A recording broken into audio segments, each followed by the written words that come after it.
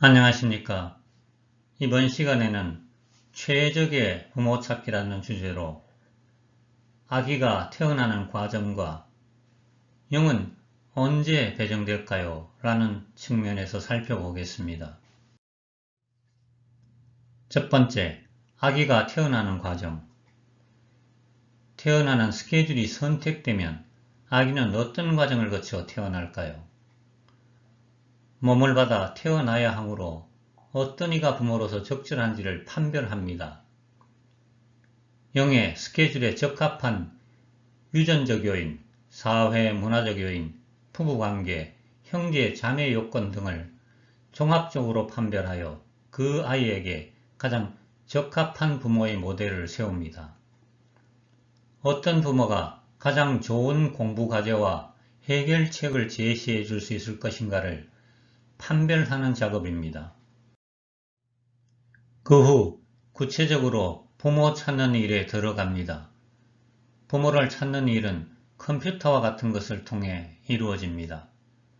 부부 중 아기를 가질 가능성이 높은 부부의 명단과 부모의 성격과 재능, 유전자의 특징 등을 참고합니다. 우주에 있는 슈퍼컴퓨터보다 수천 배 강력한 기능을 가진 컴퓨터를 이용한다고 합니다. 이는 지구가 애초에 생명체를 길러내는 별로 선정될 때부터 갖추어진 시스템이라고 합니다. 이 검색 시스템은 각 개인의 명부와 연결되어 있다고 해요. 이 컴퓨터는 부모의 특성, 재능, 유전자 등의 정보를 모두 판별하여 적합한 부모를 물색하여 탄생을 관장하는 신에게 몇 가지 선택지를 제시해 주어 가장 적합한 부모를 선택하도록 만듭니다. 부모는 아이를 세상에 보내는 문과 같아요.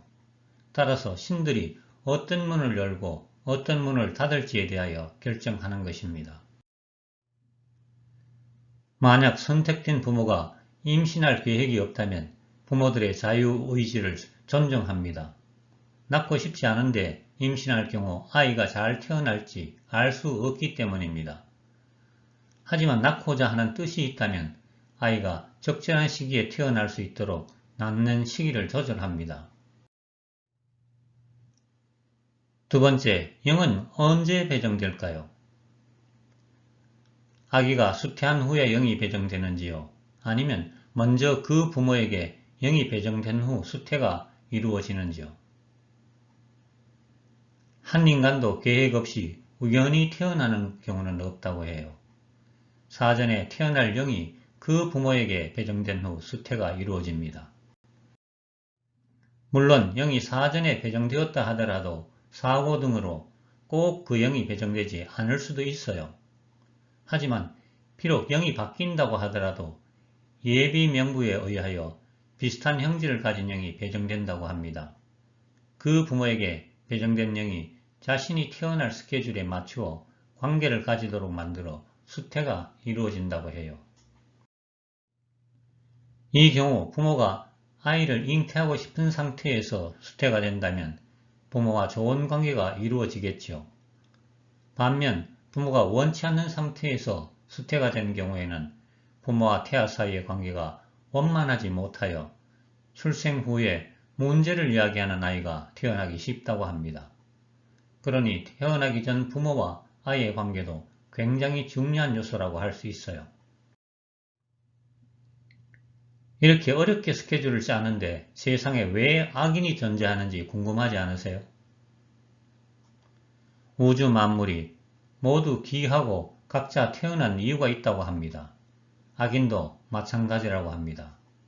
악인은 악행을 통해 자유의지의 남용이 어떤 결과를 낳는지 몸소 체험하기 위한 스케줄이라고 합니다.